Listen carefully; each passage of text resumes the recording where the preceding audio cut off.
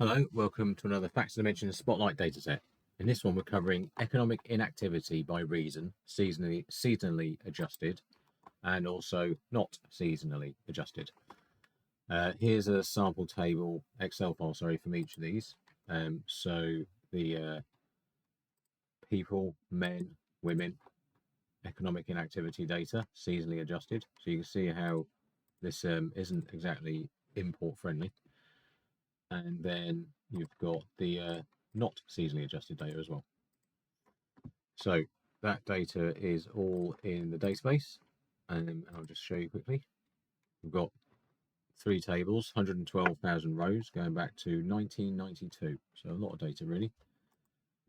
So having a look first of all at not seasonally adjusted data. So you get the idea. There's the measures, sub-measures, and values, and that's the men. And then it's the same for people, the same for women.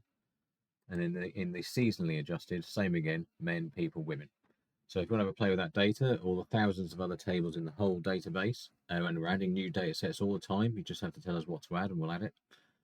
There's a link in the description. Follow that, you get 30 days free access instantly.